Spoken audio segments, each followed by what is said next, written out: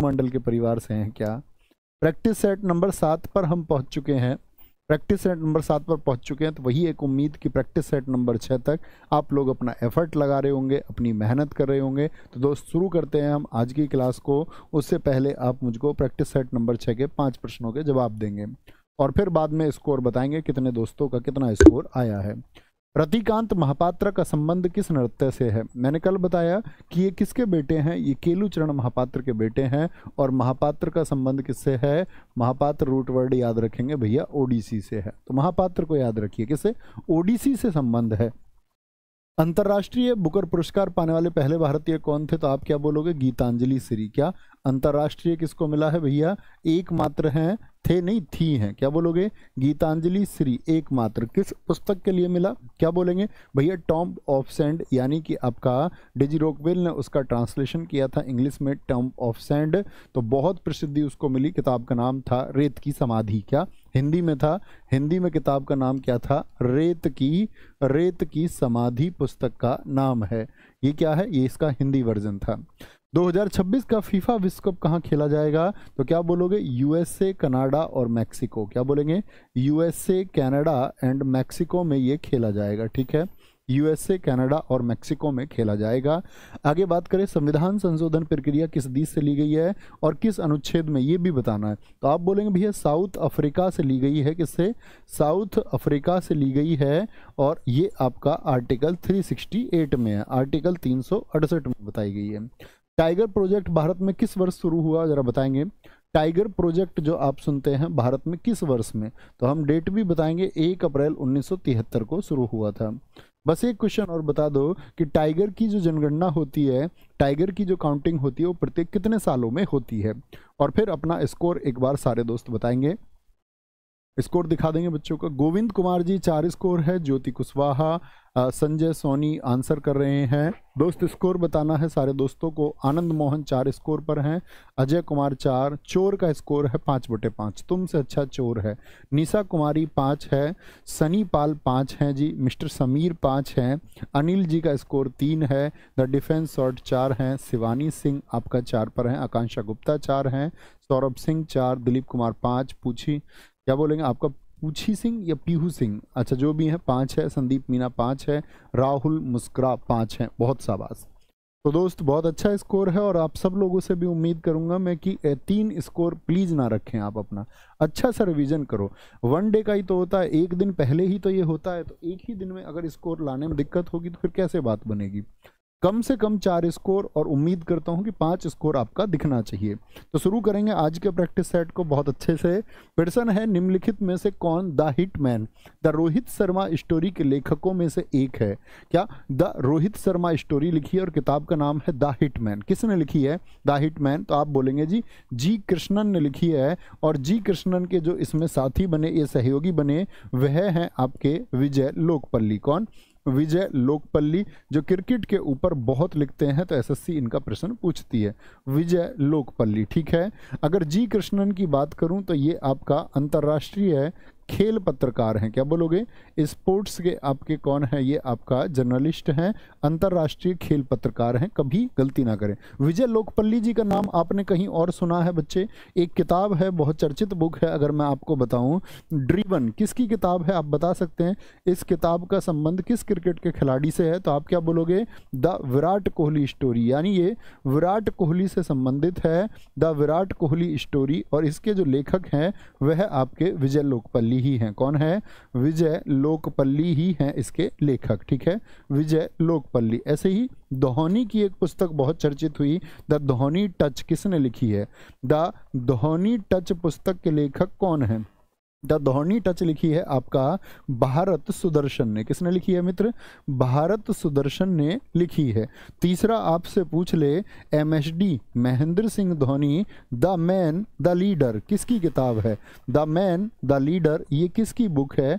The man the leader ये किसकी पुस्तक है? तो विश्वदीप घोष की पुस्तक है। क्या बोलोगे? विश्वदीप घोष की पुस्तक है, कभी गलती नहीं करनी है। और एक पुस्तक है रोहित शर्मा कलर। क्या बोलोगे? रोहित शर्मा कलर, वो किसकी बुक है? बोलेंगे रोहित शर्मा। क्या बोलोगे? रोहित शर्मा कलर ये बहुत चर्चित किताब है आपका क्रिकेट के इतिहास की, और क्रिकेट की बुक्स एसएससी बहुत पूछता है। तो किसकी किताब है? विवेक कुमार पांडे की किताब है। किनकी है?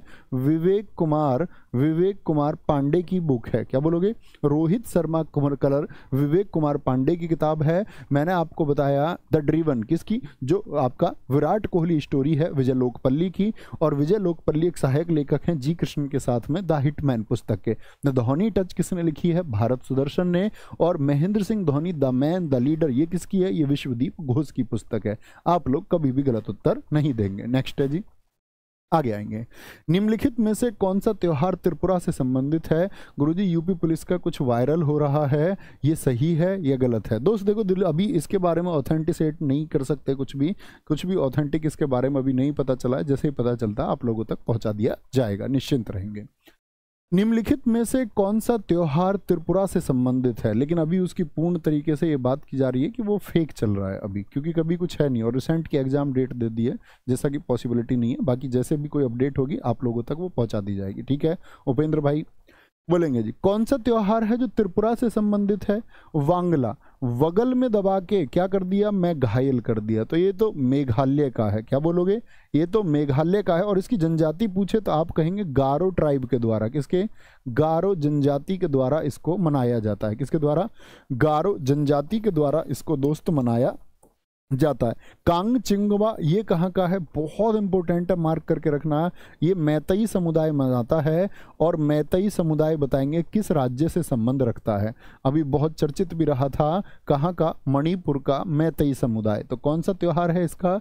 कांगचिंगवा, भूलना नहीं है, कांगचिंगवा। ओके, बिहू की बात करें अगर आपसे, बिहू की बात करें, ये कहाँ का है? असम का है। और खर्ची पूजा, तो पूजा नाम से जैसे आए, खर्ची पूजा हो गया आपका खर्ची पूजा। और खर्ची पूजा में कितने, एसएससी ने प्रश्न पूछा कितने देवी देवताओं की पूजा की जाती है? तो 14 देवी देवता होते हैं, जिसमें मुख्य देवता कौन है? मुख्य देवता है आपके भगवान शिव जी। कौन बोलोगे? मुख्य देवता कौन है? वह आपके भगवान शिव हैं, मुख्य देवता। अच्छा जी, खर्ची पूजा हो गया। एक आपका गेर पूजा। आप भी बताएं त्रिपुरा के कौन कौन से त्योहार आप जानते हैं? एक आपका खर्ची पूजा, एक गेर पूजा, एक आपका केर पूजा, नहीं गेर पूजा से अच्छा गरिया पूजा आप उसको लिखें तो ज़्यादा सही रहेगा। गरिया पूजा कहाँ का है? क्या बोलोगे? गरिया पूजा इसी नाम से पूछा भी जाता है। केर पूजा कहाँ का है? केर पूजा। और साथ में आपका नीर महल उत्सव या नीर महल पूजा भी बोलते हैं। नीर महल उत्सव कहाँ का है? ठीक है। और चौथा आपका ऊना कोटी त्योहार। क्या बोलोगे? ऊना कोटी त्योहार का संबंध किससे है दोस्त? आपका ऊना कोटी त्योहार, त्योहार की वर्तनी देखना एक बार। ऊना कोटी त्योहार कहाँ का है दोस्त आपका? हम कहेंगे जी त्रिपुरा से संबंधित है। छऊ नृत्य भारत के किस क्षेत्र का प्रसिद्ध नृत्य है? छऊ डांस भारत के किस हिस्से में होता है? और साथ ही आप मुझे बताएंगे कि छऊ का संबंध कितने राज्यों से है? उन राज्यों की संख्या आपको बतानी है। क्या राज्यों की संख्या क्या है? दक्षिण भारत का है, पश्चिमी भारत का है, या फिर बोले पूर्वी भारत, या फिर उत्तर भारत? तो उत्तर भारत का कौन सा है? उत्तर भारत का तो भैया कथक है, शास्त्रीय नृत्य। ठीक है, कथक शास्त्रीय नृत्य है आपका। दक्षिण भारत का आप कह सकते हैं कथकली है जी, भरतनाट्यम है, कुचिपुड़ी आदि जैसे हैं। लेकिन छऊ कहाँ का है? ये पूर्वी भारत का है। और छऊ को हम कहते हैं सेमी क्लासिकल डांस। क्या बोलोगे? छऊ से संबंध किसका है? तो छऊ को हम बोलते हैं अर्ध शास्त्रीय नृत्य। मुझे बताइए कितने राज्यों से संबंध है इसका? अर्ध शास्त्रीय नृत्य इसको हम कहते हैं। और दोस्त इसका संबंध कितने राज्यों से? तो कितने राज्यों से? कमेंट सेक्शन में मैं देख सकता हूं कि बच्चों के आंसर आए, भैया जी इसका संबंध 3 राज्यों से है। तो बताओ कौन सा छऊ होता है? एक होता है पुरुलिया छऊ। पुरुलिया छऊ कहाँ पर मनाया जाता है? एक सरायकेला छऊ कहाँ पर मनाया जाता है? सरायकेला छऊ कहाँ पर मनाया जाता है? और एक छऊ होता है मयूरभंज छऊ। मयूरभंज छऊ कहाँ पर मनाया जाता है? तो पूरा लिया, मैं बोलूँ कौन पूरा क्या लेते हैं? बंगला लेता आदमी, बंगला कभी आधा नहीं लेता, पूरा बंगला लिया उन्होंने। ठीक है, इसको बोलते हैं सराय को किससे? हम लोग झारखंड से। क्या बोलोगे? झारखंड से। और मयूर, मयूर उड़ता है तो उड़ से उड़ीसा आता है। क्या? उड़ से उड़ीसा आता है। मयूरभंज छऊ कहाँ का है? वो उड़ीसा का है, गलती नहीं करनी है। अच्छा मुझे बताओ कुछ छऊ के कलाकार, ये बार बार पूछता है आपसे, प्रमुख छऊ कलाकार, एक दो बता सकते हैं आप? प्रमुख छऊ कलाकार, भैया प्रमुख किनको कहेंगे? जिनको पद्मश्री मिल चुका है, एसएससी बार बार पूछती है, कौन से? जिनको पद्मश्री मिल चुका है। तो ऐसे कौन कौन से? कम से कम दो नाम आप याद रखें। एक केदारनाथ साहू का नाम, क्या बोलोगे? केदारनाथ साहू बार बार पूछे जाते हैं, इनका संबंध किससे है? दूसरा मकर ध्वज दरोगा, क्या बोलोगे? मकर ध्वज दरोगा का संबंध किस डांस से है? तो छऊ से है भाई साहब, छऊ से है। तीसरा आपसे पूछे तो आप बोलेंगे शशधर आचार्य का संबंध किससे है? शशधर आचार्य का संबंध किससे है? तो हम कहेंगे क्या? केदारनाथ साहू, मकर ध्वज दरोगा और साथ में दोस्त आपका शशधर आचार्य, इन तीनों का संबंध है छऊ से। किससे? छऊ से। और छऊ को हम शास्त्रीय नृत्य कहते हैं। शास्त्रीय नृत्य और नर्तक के सही युग्म का चयन कीजिए, यानी जो जोड़ा सही है उसका चुनाव आपको करना है। बोलेंगे जी गजब तरीके से। झेलम परांजवे, ये क्या कुचिपुड़ी की है भैया? झेलम परांजवे, क्या इनका संबंध कुचिपुड़ी से है? नहीं जी, झेलम को पार कर दो उड़ के, क्या बोलोगे? ओडिशा से इनका संबंध है। क्या के रुमा राव जो है वो ओडिसी से है? नहीं जी, ये कुचिपुड़ी से हैं। किससे हैं? ये कुचिपुड़ी से हैं, क्या बोलोगे? कुचिपुड़ी से हैं। मल्लिका साराभाई, तो क्या ये कथक से संबंधित हैं? नहीं जी, मल्लिका साराभाई तो आपका कुचिपुड़ी और भरतनाट्यम दोनों से संबंधित है। क्या बोलोगे? कुचिपुड़ी और भरतनाट्यम, क्या बोलोगे? ऐसे याद करते हैं इनको। देखो कि जो सारे भाई हैं, सारे भाई, मल्लिका के सारे भाई कहाँ पर रहते हैं? मल्लिका सारावत, याद रख लो यार, भारत में रहते हैं जी। और भैया उनके पास पैसा होगा। मल्लिका सारा भाई हीरोइन के भाई हैं, तो कच्ची पूड़ी थोड़ी खाएंगे, पक्की पूड़ी खाते हैं। क्या बोले? पक्की पूड़ी खाते हैं। पद्मा सुब्रमण्यम, पदों को सुबह सुबह कहाँ पर छुआ जाता है? भैया हमारे देश भारत में छुआ जाता है। किसमें? भारत में छुआ जाता है। कभी भी गलती नहीं करनी है। क्या बोलोगे? कभी भी गलती नहीं करनी है। पदों को सुबह सुबह कहाँ पर छुआ जाता है? मुझे बताइए, वह जयंती माला, जयंती पर माला कहाँ, कौन से देश में पहनाते हैं? भैया कहीं आप अंग्रेज की जयंती पर माला नहीं। देखो ये भारत का कल्चर है कि मरे हुए व्यक्ति यानी बाद में भी क्या उनकी जयंती माला पहनाते उनको, ये भारत में संभव होता है। क्या बोलोगे? ये भरतनाट्यम है जी। क्या बोलोगे? ये भरतनाट्यम है। मुझे बताइए शोभा नायडू का संबंध किससे है? अब यहां पर कई बच्चे गलती कर देंगे। शोभा नायडू का संबंध बताओ। तीसरा आप मुझे बताओ बिंबावती देवी, क्या बिंबावती देवी का संबंध किस डांस से है? और चौथा आप मुझे बताएंगे के कल्याणी अम्मा का संबंध किससे है? किससे? के कल्याणी अम्मा, इनको बोलते हैं मदर। कौन से डांस की मदर हैं ये? गजब सा उत्तर मैं आप लोगों से चाहता हूं, तो आप क्या बोलोगे? देखो मैंने कल बताया आपको शोभना नारायण, क्या शोभना नारायण, इस नाम से कंफ्यूज नहीं होना है। शोभना नारायण मैंने कहा भैया शोभा नहीं देता थकना, तो शोभा ना जब एक ही नाम में आ जाए तो शोभा नहीं देता थकना, यहाँ शोभा अलग है, ये पूरा नाम है शोभा और नायडू। तो क्या बोलेंगे भैया? शोभा नहीं देता किसी को कुचिपुड़ी देना, ऐसे भी याद रख लो, शोभा ना देता। ठीक है, क्या बोलेंगे? शोभा ना देता, यहां पर याद रख लो। तो शोभा नहीं देता थकना, नारे देते रहो, नारे देते रहो, नारे से याद रख लो, नारे देते में थकना नहीं है। शोभा नहीं देता, नारे देते टाइम थकना, ऐसे याद रख लो। शोभा नायडू कुचिपुड़ी। बिंबावती देवी किससे है? आपका मणिपुरी। मणि को हम क्या कहते हैं बताना जरा? मणि को हम क्या बोलते? डायमंड बोलते हैं। यस और नो? हाँ जी, एक आदमी बम लेके आया और कह रहा अपना मणि वाला नेकलेस दे दे मुझको, डायमंड वाला नेकलेस तेरा मुझको चाहिए। के कल्याणी अम्मा किससे हैं भैया? ये है मदर ऑफ मोहिनी अट्टम, इनको जननी बोलते हैं। किसकी? क्या बोलता है? मोहिनी अट्टम की। मोहिनी अट्टम की जो जननी है वो कौन है? मुझे बताएंगे मोहिनी अट्टम का संबंध किस राज्य से है? मोहिनी अट्टम डांस का संबंध किस राज्य से है? बोलेंगे भाई फटाफट से। गजब सा उत्तर सारे दोस्तों का आना चाहिए। द्वारम वेंकट स्वामी नायडू निम्नलिखित में से कौन सा संगीत या वाद्ययंत्र बजाया करते थे? कौन सा वाद्ययंत्र है जिससे उनका संबंध है? क्या बोलेंगे जी फटाफट से? तो द्वारम वेंकट स्वामी नायडू, क्या बोलोगे? कौन सा संगीत वाद्ययंत्र बजाया करते थे? तो इनका संबंध किससे होगा दोस्त? आपका वायलिन से होगा। एक दो नाम आप भी लिखना जो वायलिन से आप जानते हो। मैंडोलिन में आपको बता चुका, वीणा में आपको बता चुका, तो वायलिन से कौन कौन से नाम आएंगे? वीजी जोग यानी विष्णु इनका नाम है विष्णु गोविंद जोग। क्या बोलोगे? विष्णु गोविंद जोग हैं दोस्त आपका, विष्णु गोविंद जोग हो गए आपका। आपसे पूछे एन राजम का संबंध किससे है, तो क्या बोलोगे? वायलिन से संबंध है। संगीता शंकर कौन सा वाद्य यंत्र बजाती हैं? संगीता शंकर आप कहेंगे वायलिन से संबंध है। टी एन कृष्णन, क्या बोलेंगे? टी एन कृष्णन का संबंध किससे है? वायलिन से। और मैसूर बंधुओं का नाम मत भूलना। क्या क्या बोलोगे? मैसूर बंधु। कौन इतने छात्र हैं जो दोनों का नाम जानते हो? थम्स अप करना कि मैसूर बंधु यानी दोनों ब्रदर हैं। तो एक तो है मंजूनाथ और एक है नागराज। क्या बोलोगे? मंजूनाथ और नागराज, इनका संबंध किससे है? इनका संबंध है दोस्त आपका वायलिन से। आपका रिवीजन कराता हूँ एक शानदार सा। मैंडोलिन में मैंने 2 नाम आपको बताए कि भैया 2 नाम याद रख लेना, इसके अलावा तीसरा एसएससी नहीं पूछेगी। कौन कौन से? एक तो यू श्रीनिवासन, एक नाम और बता रखा था, आपसे चाहूंगा कि आप बताएं। क्या बोलोगे? तापस राय। क्या बोलोगे भैया?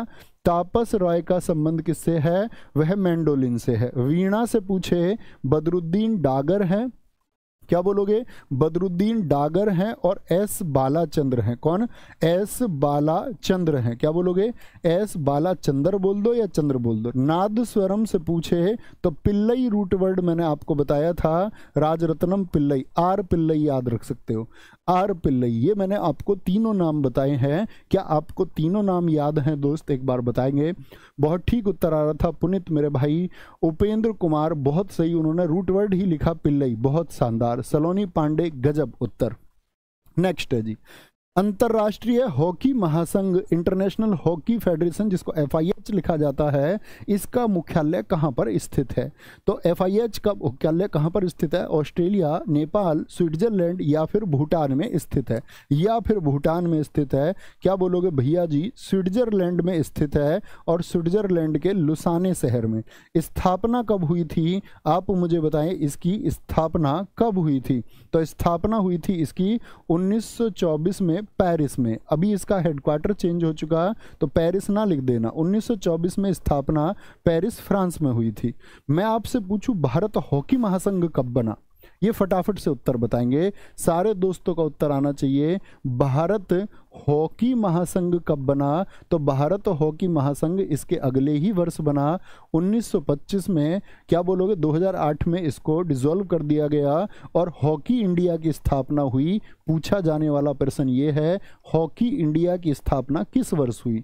और इसका हेडक्वार्टर भी आप बताएंगे हॉकी इंडिया का। तो हॉकी इंडिया की स्थापना 2009 में हुई और हेडक्वार्टर हॉकी इंडिया का है दोस्त आपका नई दिल्ली। क्या बोलोगे?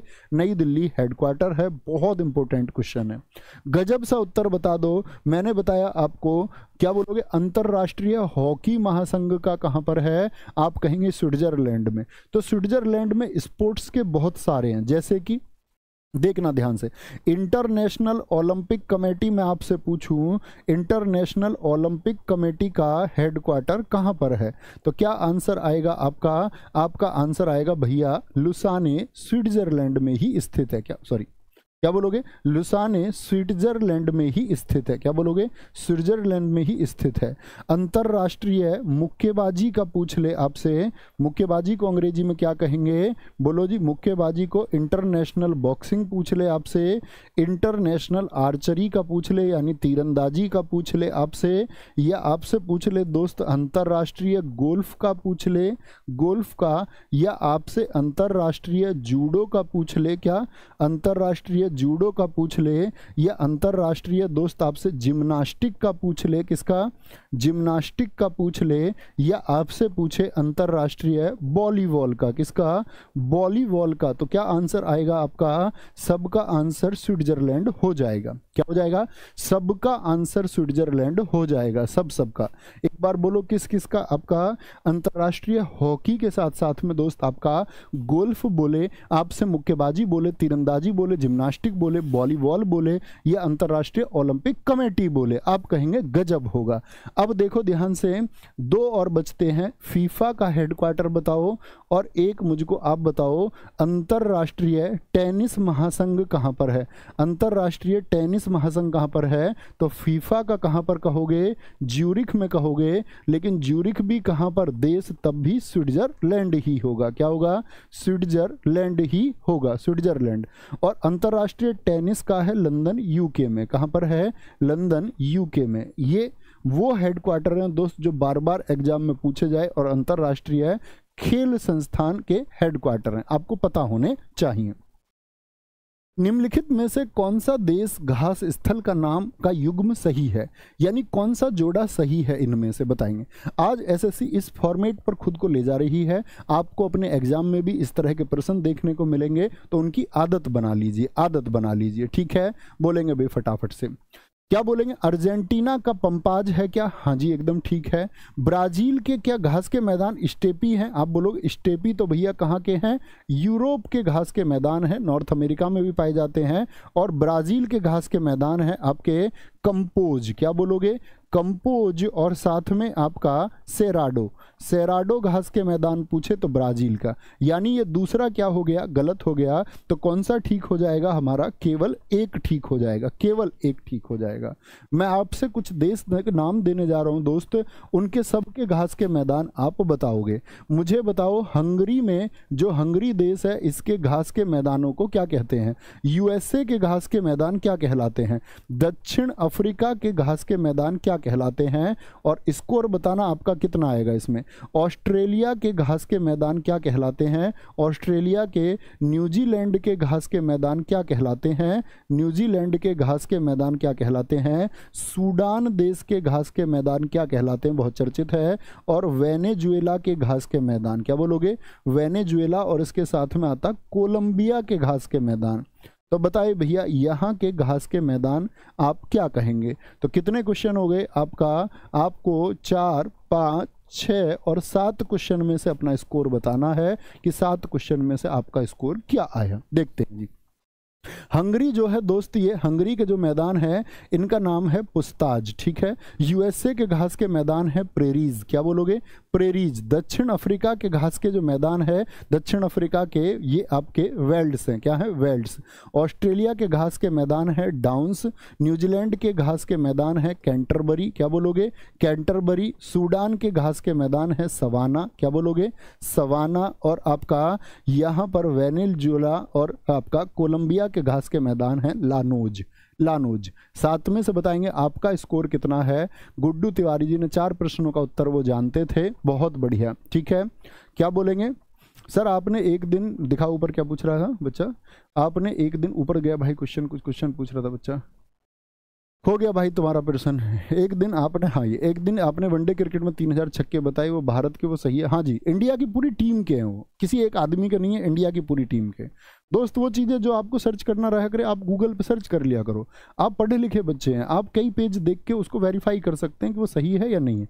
यहाँ कमेंट सेक्शन में सिर्फ उत्तर बताने और रिलेट करना क्वेश्चन से, उसके अलावा कोई बात नहीं।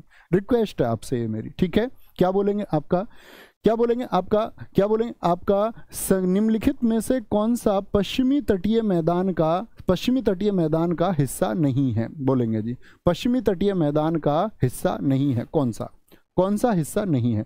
कोरोमंडल तट क्या भारत के पश्चिम में पड़ता है, पश्चिम से मतलब मैंने बताया ये क्या, ये पश्चिमी घाट है और ये उत्तरी घाट है। तो कोरोमंडल तट क्या हिस्सा नहीं है, बिल्कुल ठीक बात है। कोरोमंडल कहाँ का, पूर्वी तट का है, पूर्वी तट का है। और पूर्वी तट पर ये किसका है, तमिलनाडु का है, क्या, तमिलनाडु का है, किसका है, तमिलनाडु का है। मालाबार तट का संबंध किस राज्य से है, ये केरल का है, यानी दक्षिण में है। कोंकण तट आपसे पूछ ले किस संबंधित है, तो कोंकण कौन सा तट है, जो गोवा और आपका महाराष्ट्र का तट है, गोवा और महाराष्ट्र का। और कन्नड़ का जो तट है ये कर्नाटक का तट है, ये भी कहाँ पर है, दक्षिण का तट है, किसका, ये भी दक्षिण का तट है। ऐसे ही दोस्त आपका, अगर मैं बात करूं दक्षिण की और आपसे, अगर मैं दक्षिण के तट की बात करूं, साउथ के बैंक की बात करता हूं मैं आपसे, दक्षिण के तट में एक तट आता है आपका जिसका नाम है आपका, अगर मैं बात करूं कोनार का तट। कोनार का तट, ये संबंध किस राज्य से है ये आपको बताना है। और मैं आपसे पूछूं काठियावाड़ का तट, इसका संबंध किससे है? काठियावाड़ तट जो है इसका संबंध किससे है? तो कोनार तट आप क्या बोलेंगे भैया? कर्नाटक से संबंधित है, कर्नाटक से। और काठियावाड़ तट है गुजरात का। तो ये क्या है आप, सॉरी मैं दक्षिण लिख गया यहाँ पर, पश्चिम के तट। क्या बोलोगे? ये आपका किसके? पश्चिम के तट में बोल रहा हूँ, पश्चिम के, दक्षिण नहीं। पश्चिम और पूर्व होगा, दक्षिण नहीं, दक्षिण और उत्तर नहीं हो सकते। क्या बोलोगे? पश्चिम के तट होंगे। किसके? पश्चिम के तट होंगे। अगर मैं पूर्वी तटों की बात करूं, ईस्ट बैंक्स की बात करूं, पूर्वी तट का मतलब इस वाले हिस्से में जो है, आप एक आध तट का नाम मुझे बता सकते हैं जो पूर्वी तट हो? जैसे कि मैं आपसे बोलूं उत्कल तट का संबंध किस राज्य से है? बताएंगे जी। उत्कल तट का संबंध किस राज्य से है? उत्कल तट। दूसरा मैं आपसे पूछूं उत्तरी सरकार तट का संबंध किस राज्य से है? उत्तरी सरकार जो तट है इसका संबंध किस राज्य से है? और तीसरा मैं आपसे पूछूं दीघा तट का संबंध किस राज्य से है? दीघा तट का संबंध किस राज्य से है? तो उत्कल तट आप क्या कहेंगे भैया? उत्कल तट कहाँ का? उत्कल बोले तो ओडिशा का। उत्कल का हमारे राष्ट्रगान में भी नाम है द्राविड़ उत्कल बंगा। उत्तरी सरकार तट ये किसके साथ बनता है? उड़ीसा का आंध्र प्रदेश के साथ बनता है। आंध्र प्रदेश का उड़ीसा के साथ बनने वाला तट है। दीघा तट कहाँ का है? ये वेस्ट बंगाल का है, पश्चिम बंगाल का है। मुझे बताइए सारे राज्यों में सबसे ज्यादा लंबी समुद्री सीमा किस राज्य की है? और गजब सा उत्तर आना चाहिए, गजब सा। सबसे लंबी समुद्री सीमा किस राज्य की है बोलेंगे जी? तो क्या उत्तर आएगा भैया? गुजरात उत्तर सारे लोगों का आना चाहिए। भारत के राष्ट्रीय चिन्ह को किस दिन अपनाया गया? जो भारत का बच्चे नेशनल एम्बलम है उसको हमने किस दिन अपनाया है? बहुत गजब उत्तर आया दीपिका जी, हिना, एकदम सही उत्तर है बच्चे। तो क्या बोलेंगे? 15 अगस्त 1947 को अपनाया, जिस दिन हम आज़ाद हुए। 15 अगस्त 1952 को या 26 जनवरी 1950 को? 26 जनवरी 1950 को। और ये क्या है? ये हमारा अशोक स्तंभ है जो सारनाथ से लिया गया है। इसमें कुल शेरों की संख्या बताइए। अशोक स्तंभ में आधार तक शेरों की कुल संख्या, ये कहाँ से लिया हमने? सारनाथ यूपी से हमने ये लिया है। और इसी पर लिखा हुआ है सत्यमेव जयते नीचे की तरफ। और ये किस उपनिषद से हमने लिया है? मुंडकोपनिषद से हमने ये लिया है। बताएंगे जी कुल शेर कितने हैं? तो कुल शेर उत्तर आया आपका 4 और आप गलती कर देंगे, आप गलती कर देंगे। देखो ये कौन कौन से जानवर हैं यहां पर देखना ध्यान से। ये आपका क्या हो गया? ये तो हो गया घोड़ा। क्या हो गया? ये तो हो गया घोड़ा। और ये क्या है आपका यहाँ पर? ये क्या है आपका? क्या बोलोगे भैया? सांड हो गया। क्या हो गया? सांड हो गया। तो घोड़ा और सांड। अगर आप इसके बैक साइड में जाओगे, इधर की साइड जाओगे, तो एक शेर फिर से मिलेगा, एक शेर फिर से मिलेगा आपको, और एक हाथी मिलेगा। यानी एक शेर एक हाथी पीछे की तरफ है। कहां पर है? एक शेर एक हाथी पीछे की तरफ, और 1 2 3 और एक शेर कहां? पीछे। तो 4 शेर तो ऊपर हैं और एक। कुल मिलाकर के भारत के राष्ट्रीय प्रतीक में शेरों की संख्या कितनी? आधार तक पूछेगा, आधार तक तो आप कहेंगे 5 है। कितनी कहेंगे? 5 कहेंगे। अब कुछ राष्ट्रीय प्रतीक मैं आपसे पूछता हूं, मुझे आप बताना। तो भारत का जो राष्ट्रीय चिन्ह है इसका जो डिजाइन है ये किसने बनाया है? भारत के राष्ट्रीय प्रतीक का जो डिजाइन है ये दीनानाथ भार्गव ने बनाया है। किसने?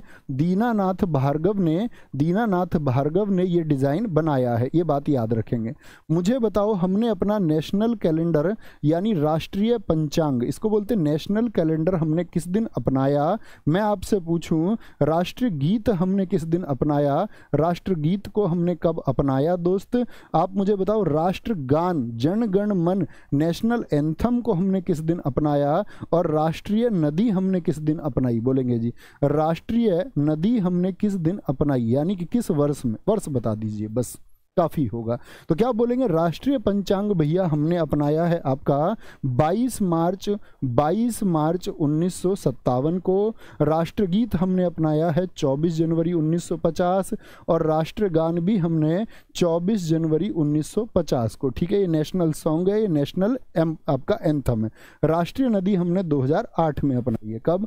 2008 में अपनाई है। बहुत बढ़िया, अनुराग शर्मा जी ने बहुत गजब जवाब दिया था। 4 नवंबर 2008 में। कुछ राष्ट्रीय चिन्ह हैं हमारे जो हमको पता होने चाहिए। संविधान सभा को भारतीय स्वतंत्रता अधिनियम 1947, भारतीय स्वतंत्रता अधिनियम के द्वारा क्या हुआ था? भारत पाकिस्तान का विभाजन हुआ। इंडो पाक विभाजन यानी पार्टीशन किसके द्वारा हुआ? आपका भारत स्वतंत्रता अधिनियम के द्वारा। कभी भी पूछता भारत पाकिस्तान का विभाजन किस अधिनियम के द्वारा हुआ? अब आपसे पूछे संविधान सभा को किसके द्वारा मान्यता दी गई थी? क्या बोलेंगे? संविधान सभा को किसके द्वारा आपका मान्यता दी गई थी? तो क्या बोलेंगे भैया? किसके द्वारा? क्या बोलेंगे? क्या बोलेंगे? अधिनियम की धारा पूछ रहा, धारा 8 के द्वारा। किसके द्वारा? धारा 8 के द्वारा, 12(2) नहीं। क्या बोलोगे? संविधान सभा को जो मान्यता मिली वो मिली है 8(1) के द्वारा। अभी सीपीओ 2023 में पूछा गया। बोलेंगे भैया? बोलेंगे कोई दिक्कत कोई परेशानी? बहुत शानदार भैया जी। 22 जुलाई होगा भैया, वो राष्ट्र ध्वज के लिए मेरे लाल आ गया। संविधान सभा की जो मसौदा समिति थी, मसौदा समिति से मतलब है जिसको हम ड्राफ्टिंग कमेटी कहते हैं, उसमें कितने सदस्य शामिल थे? ड्राफ्टिंग कमेटी में कुल कितने सदस्य शामिल थे? गजब सा उत्तर आ जाना चाहिए। तो क्या बोलेंगे भैया? 7 सदस्य शामिल थे। क्या आप बता सकते हैं 7 सदस्यों के नाम क्या क्या है? Thumbs up. अगर कभी क्वेश्चन पूछ लिया जाए निम्नलिखित में से कौन सा है जो मसौदा समिति में शामिल नहीं था? पहले तो याद रखो, मसौदा समिति ने जो संविधान लिखा वो किस भाषा में लिखा? मसौदा समिति ने संविधान किस भाषा में लिखा, ये मैं आपसे पूछूं। संविधान किस भाषा में लिखा? भारत का किस भाषा में लिखा? बोलेंगे जी फटाफट से। तो क्या बोलोगे? इंडिविजुअल दोनों भाषाओं में, यानी कि अंग्रेजी और हिंदी। क्या बोलोगे? अंग्रेजी और हिंदी। परीक्षा में विकल्प मिलेगा सिर्फ हिंदी, सिर्फ अंग्रेजी, अंग्रेजी हिंदी दोनों, या इनमें से कोई नहीं। और दोस्त जो मसौदा समिति थी, ड्राफ्टिंग कमेटी थी, मसौदा समिति, इसका गठन कब हुआ? तो इसका गठन हुआ 29 अगस्त 1947 को। क्या मैंने सही डेट एक बताई है? कितने दोस्त बोलेंगे कि मैंने एक सही डेट बोली 29 अगस्त 1947 को? हिंदी अंग्रेजी एकदम ठीक है। नाम बताएं कौन कौन है? तो एक तो दोस्त आपका बाबा साहेब भीमराव अंबेडकर थे। कौन? बाबा साहेब भीमराव अंबेडकर इसमें शामिल थे। ठीक है। दूसरा नाम इसमें अल्लादी कृष्णा स्वामी अय्यर का। क्या बोलोगे? अल्लादी कृष्णा स्वामी अय्यर का नाम आएगा आपका दूसरा। तीसरा नाम कौन सा आप बताना, कोई नाम छूट जाए तो। एन गोपाल स्वामी। क्या बोलोगे? एन गोपाल स्वामी तीसरे थे इसमें। चौथे आप बताएंगे के एम मुंशी थे। कौन थे? के एम मुंशी थे। पांचवे आप बताएंगे, पांचवे हम कहेंगे एन माधव राव। कौन? एन माधव राव थे। ये किसकी जगह आए थे? जब याद रख लेना बी एल मित्र ने इस्तीफा दे दिया था। इस्तीफा दे दिया अपनी हेल्थ इशू के चलते हुए। उन्होंने बोला कि मेरी तबीयत खराब है। क्या बोलोगे? मेरी तबीयत खराब है। ठीक है। अच्छा जी। छठा जो नाम है इसमें वो है टी कृष्णामाचारी। क्या बोलोगे? टी कृष्णामाचारी होगा। ये कब आए थे? जब डीपी खेतान थे इनसे पहले, और डीपी खेतान की हो गई मृत्यु। तो 7वें सदस्य आप मुझे बताएं। 7वें सदस्य सारे दोस्त बताएंगे 7वें सदस्य कौन थे? 7वें सदस्य सारे दोस्तों का उत्तर आना चाहिए। क्या बोलोगे भैया? मोहम्मद सादुल्ला। क्या बोलेंगे? मोहम्मद सादुल्ला 7वें सदस्य थे। अगर आपसे कभी पूछे बाबा साहिब के अलावा मसौदा समिति में कितने सदस्य थे, तब क्या उत्तर आएगा? मिस्टर अक्की ठाकुर ने सबसे पहले उत्तर दिया था मोहम्मद सादुल्ला। आज के हम तुमको टॉपर नंबर 1 घोषित करते हैं दोस्त आज की क्लास का। जो जितना जल्दी उत्तर देगा उसको वही टैग मिलेगा। चंद्रगुप्त मौर्य के दरबार में यूनानी राजदूत मेगास्थनीज को किसने भेजा था? किसने भेजा बताएंगे जी। तो क्या बोलोगे? डायनोसियस ने भेजा, टॉलमी ने भेजा, सेल्यूकस ने भेजा। तो किसका राजदूत था मेगास्थनीज? आप कहेंगे भैया सेल्यूकस का राजदूत था। और सेल्यूकस किसका सेनापति था? सेल्यूकस किसका सेनापति था बताएं जरा। सेल्यूकस किसका सेनापति था? तो आप कहेंगे वह आपका सिकंदर का सेनापति था। किसका? आप बोलेंगे कि भैया वह आपका सिकंदर का सेनापति था। ओ भाई माइक फंस गया, इसको पकड़ना। अब होगी कमीज पसीनों में लथपथ। क्या बोलोगे, किसका सेनापति था? तो आप बोलेंगे जी सेनापति था ये किसका? सिकंदर का। किसके दरबार में आया? किसके दरबार में आया? चंद्रगुप्त मौर्य के दरबार में आया। और बुक कौन सी लिखी थी बताएंगे एक बार, बुक कौन सी लिखी थी? तो बुक का क्या नाम है? बुक का नाम है दोस्त आपका इंडिका। क्या बोलोगे? इंडिका बुक का नाम है। और मैं हमेशा बताता हूं इंडिका के दो अधिकारी मत भूल जाना। दो अधिकारी कौन कौन से हैं जी? एक तो इन्होंने अधिकारी का वर्णन किया, इन्होंने बोला कि मौर्य साम्राज्य में दो अधिकारी थे, एक था एग्रीनोमोई। ये क्या काम देखता था? एग्रीनोमोई। एग्री से आप क्या समझते? एग्रीकल्चर यानी कृषि आदि के कार्य कौन देखता था? एग्रीनोमोई। और आपका दूसरा था एरिस्टोनोमोई। एरिस्टोनोमोई क्या देखता था? अन्य कार्य। क्या? अन्य कार्य यानी कि आपका व्यापार आदि के कार्यों को कौन देखता था? व्यापार आदि के कार्य, सड़क आदि के कार्य कौन देखता था? तो आप बोलेंगे अन्य के लिए हम बोल देंगे एग्री होगा। क्या बोलोगे? एग्री होगा। तो इसने मुझको बताओ आप लोग, जो इंडिका पुस्तक लिखी, एक क्वेश्चन पूछा गया है, इंडिका में पाटलिपुत्र को क्या नाम दिया गया है? क्या बोलोगे? इंडिका में पाटलिपुत्र को क्या नाम दिया गया है? तो क्या बोलोगे? इंडिका में पाटलिपुत्र जो है उसको पालीब्रोथा कहा गया। और पाटलिपुत्र क्या थी? मौर्य साम्राज्य की राजधानी थी। क्या थी? मौर्य साम्राज्य की राजधानी थी, पालीब्रोथा कहा गया है। चंगेज खान ने किसके शासनकाल में भारत पर आक्रमण किया? मतलब मैंने आपको बताया, जिन दोस्तों ने मध्यकालीन इतिहास को पढ़ा होगा, कि चंगेज खान एक खूंखार व्यक्ति जो भारत में आया, उसके आक्रमण को अपनी बुद्धिमानी से इल्तुतमिश ने क्या कर दिया था? टाल दिया था इल्तुतमिश ने। तो किसके समय बोलेंगे और किस वर्ष हुआ ये भी बताना। इल्तुतमिश ने, क्या बोलोगे? 1221 में भाई साहब हुआ था, 1221 में हुआ था। इल्तुतमिश बताओ कब से कब तक शासक है आपका? तो 1211 से लेकर के 1236 तक कौन है? इल्तुतमिश है। इल्तुतमिश को हम किस किस बात के लिए जानते हैं? इल्तुतमिश के बारे में आप क्या क्या जानते हैं, कि उसने कौन से सिक्के चलाए, या क्या क्या आप लिख सकते हैं उसके बारे में जरा बताएं। तो इल्तुतमिश को आप बोलेंगे कि भैया इल्तुतमिश जो है आपका शुद्ध अरबी सिक्के चलाने वाला। शुद्ध अरबी सिक्के किसने चलाए? इल्तुतमिश ने चलाए। अगर मैं आपसे पूछूं और क्या क्या इल्तुतमिश ने किया, आप कहेंगे तुर्क ए चहलगानी किसने बनाया? तुर्क ए चहलगानी में कितने सरदार थे बताना। आप बोलेंगे ये 40 तुर्क सरदार इसने अपने समीप रखे और इनको शक्तियां दी। ठीक है, इनको मजबूत शासक इसने बनाया।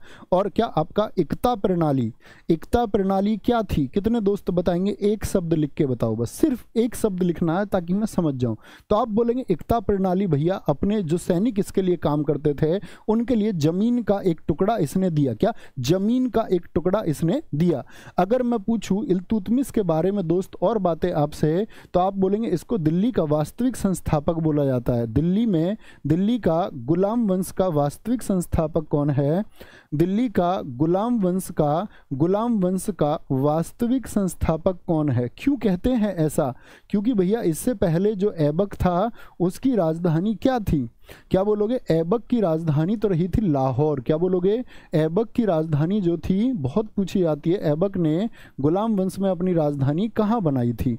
आपसे पूछे इल्तुतमिश दोस्त, हमारे देश में मकबरा शैली, जो आज हमारे देश में इतने मकबरे हैं, वो सबसे पहला मकबरा किसने बनवाया? तो यही है मकबरा शैली का जनक, और इसने अपने बेटे महमूद की याद में बनवाया था भारत का पहला मकबरा। तो पूछा जाता है सुल्तानगढ़ी का मकबरा भारत का पहला मकबरा है। क्या बोलोगे? सुल्तानगढ़ी का मकबरा ये भारत का पहला है। बताओ सुल्तानगढ़ी का मकबरा कहाँ पर स्थित है? सुल्तानगढ़ी का मकबरा ये कहाँ पर स्थित है? तो आप कहेंगे सुल्तानगढ़ी का जो मकबरा है भैया वो नई दिल्ली में स्थित है। क्या बोलेंगे? वो नई दिल्ली में स्थित है, कभी गलती नहीं करनी है। अच्छा, इल्तुतमिश की बेटी का नाम रजिया सुल्तान है, इतना तो सब जानते होंगे। मैंने कहा एसएससी के अभी CHSL हुआ, हर शिफ्ट में रजिया से प्रश्न पूछ रहा था। मैंने तुम्हें बताया वो या तो उसके ख्वाबों में रजिया आती थी और रजिया को या वो दिल दे बैठा, मतलब हर शिफ्ट में रजिया से क्वेश्चन आया दोस्त। और रजिया का शासन काल 1236 से 1240 है। और रजिया का विद्रोही कौन था बताना। रजिया का विद्रोही कौन था? ये था अल्तुनिया, जिसने इसको अल्तुनिया ने कैद करके, एक प्रश्न और पूछा, अल्तुनिया ने कैद करके अल्तुनिया ने कैद करके किस किले में रखा था? तो किला मुबारक में रखा। क्या बोलोगे? किला मुबारक में रखा। और किला मुबारक पूछे तो कहाँ पर है? आप बोलोगे भटिंडा, जिसके लिए CHSL में एक नाम भी आया तबर हिंद। क्या? भटिंडा, तबर हिंद उस समय बोलते थे, और ये पंजाब में स्थित है। और ये तो सब लोग जानते हैं ना, थम्स अप करना, कि रजिया गुंडों में फंस गई नहीं, कि रजिया तुर्की इतिहास की पहली मुस्लिम शासिका है, ये बात आप लोग जानते हैं। थम्स अप करके बोलो। आपसे पूछे भारत की प्रथम महिला सुल्तान कौन है, तो आप रजिया का नाम आंख बंद करके बता देंगे, कोई दिक्कत नहीं होनी चाहिए। निम्नलिखित में से कौन सी सुधारवादी संस्था वेदों को समस्त ज्ञान का स्रोत मानती थी? कि समस्त ज्ञान का जो स्रोत है वह वेद है, वह वेद है। तो क्या बोलेंगे भैया? प्रार्थना समाज है। क्या? मैंने आपको बताया था क्लास में, प्रार्थना समाज जो है ना दोस्त, वो राजा राम मोहन राय की पाश्चात्य शिक्षाओं पर या कृतियों को खत्म करने के लिए चला, उसका वेदों से कोई संबंध नहीं था। ऐसी संस्था है हमारी आर्य समाज, जो आपका 1875 में स्थापित हुई। किसके संस्थापक कौन है जरा बताएंगे? इसके संस्थापक कौन है, आपकी परीक्षा में पूछे जाएंगे। क्या बोलोगे भैया? दयानंद सरस्वती। क्या नारा दिया था इन्होंने? इनके नारे से ही याद रख लेना, वेदों की ओर लौटो। ये वैदिक शिक्षा की तरफ लेके जाना चाहते थे, और ये कहते थे मूल स्रोत वही है। ब्रह्म समाज की स्थापना राजा राम मोहन राय ने किस वर्ष की, बताएं जरा। राजा राम मोहन राय के बारे में दोस्त आप सब कुछ जानते हैं ना, आपको पता होना चाहिए, मैंने पढ़ाया है आपको। भारतीय नव प्रभात का तारा इनको हम कहते हैं। 1828 में इन्होंने स्थापना की। थियोसोफिकल हमने आज ही क्लास में पढ़ा था। ये क्या थियोसोफिकल? क्या बोलोगे? 1875। मुझे बताओ इसकी स्थापना कहाँ पर हुई? क्या बोलोगे? इसकी स्थापना कहाँ पर हुई? तो क्या बोलोगे? न्यूयॉर्क में हुई थी। और किसने की थी? मैडम ब्लाटावस्की और आपका क्या बोलोगे? कर्नल हेनरी अलकाट ने। ब्रह्म समाज की स्थापना कहाँ पर हुई दोस्त? कलकत्ता में हुई, पश्चिम बंगाल में, कलकत्ता में। आर्य समाज की पूछे तो मुंबई में हुई। कहाँ पर हुई? मुंबई में हुई। और प्रार्थना समाज की स्थापना भी आपसे पूछे तो मुंबई में हुई। मुझे बताओ प्रार्थना समाज को किसने स्थापित किया था? तो क्या नाम आता है? सबसे प्रमुख नाम आता है आत्माराम पांडुरंग। आपका पिछले MTS में एक प्रश्न पूछा गया था, निम्नलिखित में से किसका संबंध प्रार्थना समाज से नहीं है? तो आत्माराम पांडुरंग थे आपका, और एक थे आपके इसमें केसी चंद्रसेन का प्रसंबंध दे रखा था उन्होंने, और एक दे रखा था नाम RG भंडारकर, और एक नाम अलग से दे दिया था। तो आपको चुनना होगा, ठीक है। नेक्स्ट, निम्नलिखित में से कौन भारत का पहला कागज रहित बजट या पेपरलेस बजट है? कौन से वर्ष में भारत का पहला पेपरलेस बजट आया? क्या बोलोगे जी? केंद्रीय बजट 2018-19 आया, या केंद्रीय बजट 2020-21 आया, या केंद्रीय बजट 2021-22 आया, या केंद्रीय बजट 2019-2020 आया? तो क्या आंसर आएगा मित्र आपका? आप कहेंगे भैया 2021-2022 वाला ये पहला पेपरलेस बजट है, और ये आपका 1 फरवरी 2021 को आया। किसने पेश किया होगा 2021 में? तो निर्मला सीतारमण जी द्वारा पेश हुआ। निर्मला सीतारमण जो भारत की कौन है? Finance minister. कौन से नंबर की फाइनेंस मिनिस्टर हैं ये भारत की, बता सकते हैं आप क्या? मतलब महिलाओं में कौन से नंबर की हैं ये बताना है। तो ये भारत की वित्त मंत्री हैं आपका, याद रख लेना। और याद रख लेना ऐसे ही यूपी पहला राज्य है पेपरलेस बजट का। यूपी पहला राज्य है जिसमें आपका 2021-22 का बजट जो है वो पेपरलेस आया। क्या बोलोगे? डिजिटल हो गया, यानी कि पेपरलेस बजट आया आपका। ये बात आपको पता होनी चाहिए। अभी दोस्त 2023 में फोर्ब्स ने एक आपका फोर्ब्स की एक लिस्ट जारी हुई। फोर्ब्स की 2023 की 100 ताकतवर महिलाओं में निर्मला को कौन सा स्थान मिला है? क्या बोलोगे? 100 ताकतवर महिलाओं में निर्मला सीतारमण जी का क्या स्थान है? 100 ताकतवर महिलाओं में क्या स्थान है निर्मला सीतारमण का? तो आपका आंसर आएगा भैया 32वें स्थान पर है। किस पर? 32वें स्थान इनको दिया गया है। देवेश शर्मा जी आज के दूसरे आपका टॉपर घोषित होते हैं। इनका उत्तर एकदम से ठीक था और सबसे पहले आया 32। बाकी तो 4, 10, 6 सब लिख रहे थे, तो 32वां स्थान उनको दिया गया है। सोडियम हाइड्रोक्साइड निम्नलिखित में से किस सामान्य पदार्थ का रासायनिक नाम है। आज मैं आपको 8-7 रासायनिक नाम लिखा रहा हूं दोस्त, उसके अलावा कोई रासायनिक नाम मत याद करना। क्या बोलेंगे आपका सुहागा बोलोगे क्या, या चौक को बोलेंगे। देखो सुहागा बोलते हैं आपका सोडियम टेट्राबोरेट को, तो सुहागा का रासायनिक नाम बोले तो क्या बोलोगे, सोडियम टेट्राबोरेट को कहते हैं। और सोडियम आ गया यानी Na2, टेट्राबोरेट, बोरेट 4 हैं तो B4O7 × 10H2O होता है। एक तो ये सूत्र याद रखो सुहागा, ठीक है, सुहागा। चौक जो होता है ये कैल्शियम कार्बोनेट होता है। विरंजक चूर्ण जो होता है CaOCl2, ये सूत्र आपको याद करने ही होंगे। ये वो सूत्र हैं जो परीक्षा में बार बार पूछे जाते हैं। कैल्शियम ऑक्सी हाइपोक्लोराइट इसको कहते हैं, कैल्शियम ऑक्सी हाइपोक्लोराइट दोस्त, इसको हाइपोक्लोराइट दोस्त इसको हम कहते हैं, कैल्शियम ऑक्सी हाइपोक्लोराइट इसको हम कहते हैं, गलती नहीं करनी है। दाहक सोडा यानी कास्टिक सोडा को ही हम सोडियम कास्टिक, ये देखो नाम देखो इसका क्या नाम होता है, कास्टिक सोडा, कास्टिक सोडा। और सूत्र क्या बनता है कास्टिक सोडा का, तो आप बोलेंगे सोडियम हाइड्रोक्साइड यानी NaOH बनेगा। क्या बनेगा, NaOH बनेगा। अब मुझे खाने के सोडा का सूत्र बताओ दोस्त, खाने के सोडा का सूत्र क्या होता है, तो आप बोलोगे Na2CO3। और जल के कितने अणु होते हैं, ये तक भी प्रश्न पूछा गया है, जल के कितने अणु होते हैं, तो 10H2O होगा। यानी ये क्या होता है, सोडियम कार्बोनेट होता है। क्या होता है, सोडियम कार्बोनेट होता है। आप मुझे बताओ दोस्त धावन सोडा का क्या, सॉरी खाने का सोडा मैंने उल्टा लिख दिया, धावन सोडा का होगा ये धावन सोडा का हो जाएगा आपका, धावन सोडा का हो जाएगा, धावन सोडा का। खाने के सोडा का तो NaHCO3 होगा। खाने का सोडा जो होता है, खाने के सोडा का जो सूत्र होगा वो क्या होता है, NaHCO3, इसको बोलते हैं सोडियम बाइकार्बोनेट। क्या, सोडियम बाइकार्बोनेट इसको हम कहते हैं। क्या बोलते हैं, सोडियम बाइकार्बोनेट। इसमें करेक्शन कर लेंगे दोस्त, मैंने गलती से लिख दिया था, सोडियम बाइकार्बोनेट बोलेंगे। मुझे बताओ आप नीले थोथा का सूत्र क्या होता है, नीला थोथा इसका सूत्र क्या होता है, तो नीला थोथा क्या होता है दोस्त आपका कॉपर सल्फेट होता है। क्या बोलोगे इसको, CuSO4 यानी कि कॉपर सल्फेट दोस्त ये होता है। आपसे पूछे हरा कशिश का सूत्र क्या होगा, हरा कशिश इसको बोलते हैं हम फेरस सल्फेट। क्या बोलते हैं, फेरस सल्फेट बोलते हैं। और फेरस सल्फेट क्या होता है, FeSO4 × 7H2O होता है। कितना, FeSO4 × 7H2O होता है। ये आप लोगों को याद रखना है, ठीक है। क्या बोलोगे जी, कभी भी नहीं भूलेंगे, थम्स अप कर दो भैया, आगे कभी भी आप पूछेंगे तो हम जवाब देंगे। आपकी जवाबदेही यही बनती है दोस्त। मैंने कहा था मैं आपको वो सेलेक्टेड चीज़ें कि हमने अब सूत्र पढ़ लिए तो पढ़ लिए, ठीक है, इसके अलावा दोबारा नहीं आएगा, आप एग्जाम के लिए तैयार है। लेकिन आपका ये प्रॉमिस होना चाहिए, बोलेंगे भाई फटाफट से, क्या कह रहे हैं, हेल्प मी सर, पहली बार फॉर्म फिल किया है और मुझे कुछ समझ नहीं आ रहा है, कैसे निकलेगा एग्जाम। और आपका 14 दिसंबर से सेट देख रहे हैं, 14 दिसंबर कितने दिन हुए हैं, अभी जो शुरू हुआ ये, बहुत बढ़िया। तो अभी फॉर्म भरा है, तो दोस्त अगर सेट देख रहे हैं तो पहले कैसे पता, इतनी चिंता करोगे तो फिर कैसे एग्जाम निकलेगा।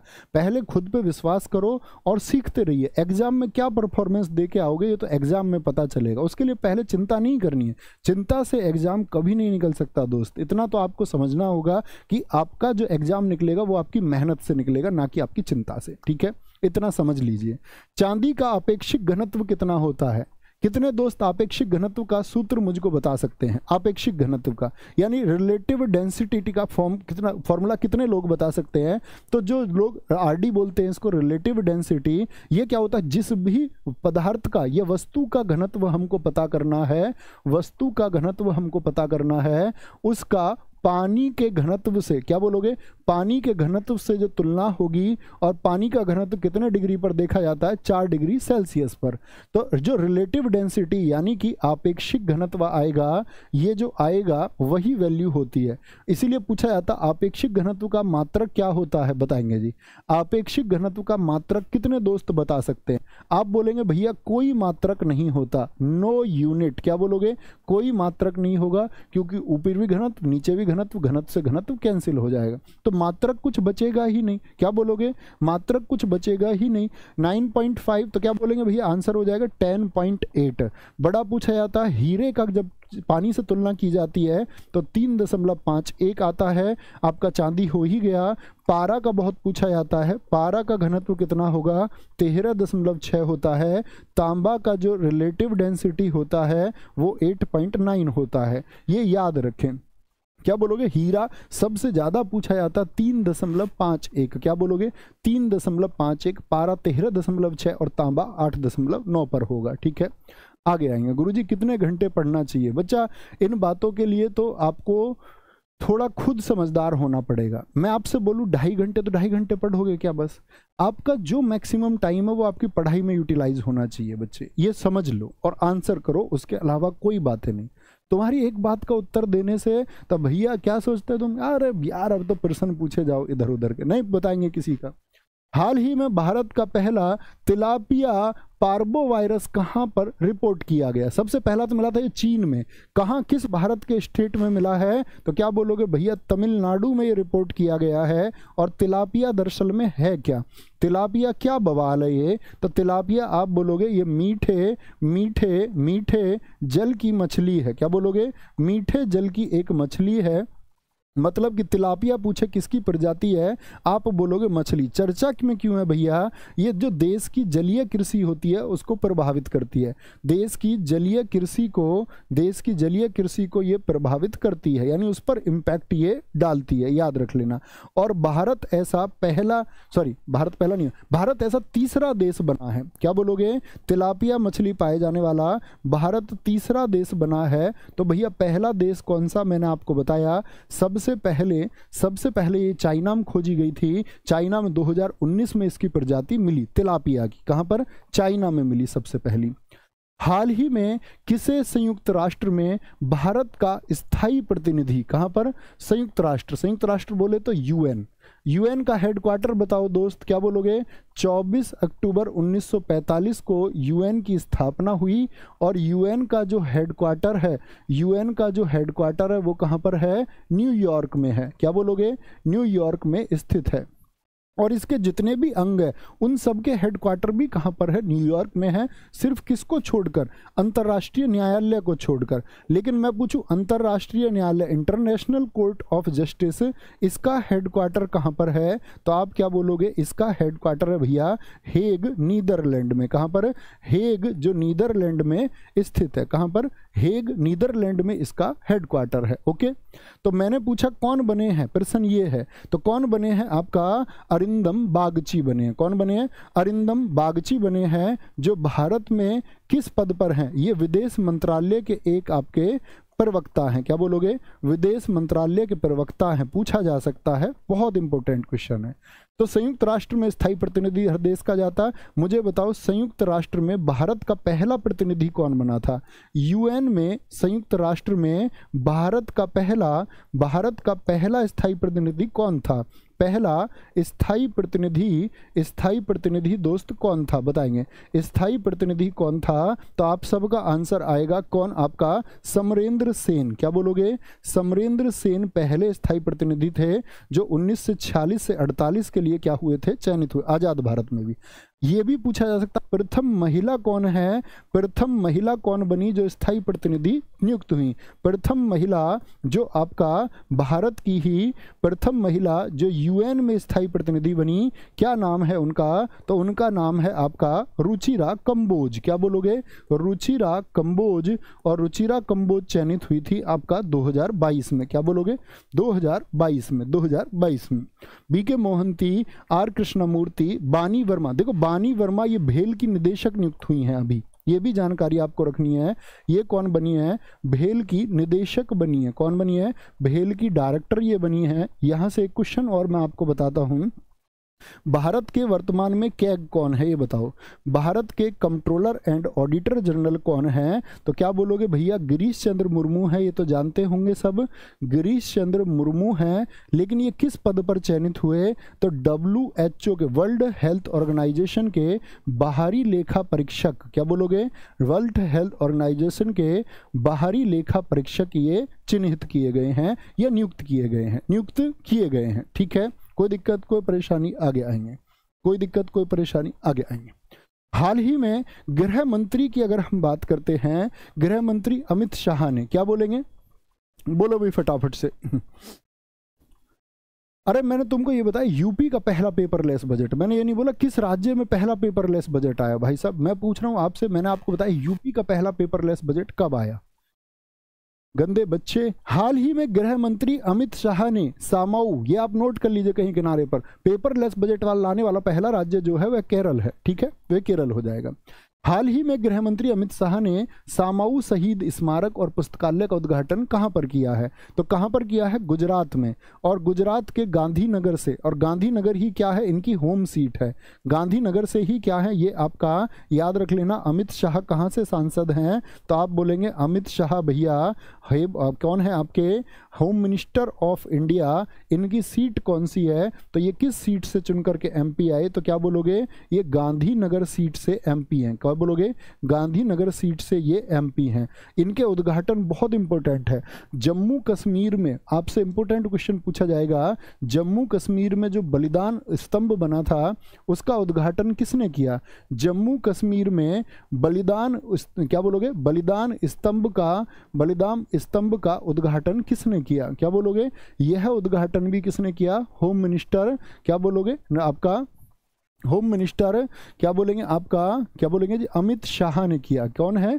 अमित शाह ने किया आपका। और दूसरा प्रश्न आपसे बनेगा दोस्त, अभी यहीं पर इफ्को क्या बोलोगे?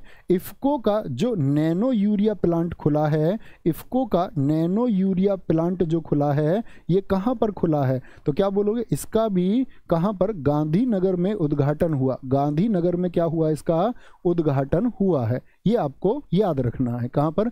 गांधीनगर में इसका उद्घाटन हुआ है।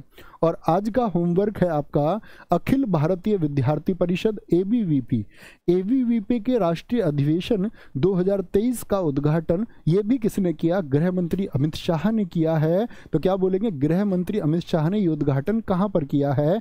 ये आप सब लोगों का आंसर आना चाहिए। और दोस्त हम जितने प्रैक्टिस सेट कर चुके हैं उतने आपके फिंगर टिप्स रहें, स्कोर की जिम्मेदारी ये मेरी है दोस्त। बहुत बढ़िया। आगे बोलेंगे जी रागिनी यादव, गुजरात उत्तर देते हुए बहुत शानदार। तो दोस्त मिलते हैं कल, और आप सब लोगों का ये आंसर चाहिए, एक अनुशासित छात्र की तरह इसका उत्तर आप देंगे, बहुत शानदार तैयारी करेंगे। मिलते हैं कल, बाय बाय, टेक केयर, जय हिंद, जय भारत, नमस्ते, लव यू ऑल, जय मां सरस्वती, थैंक यू।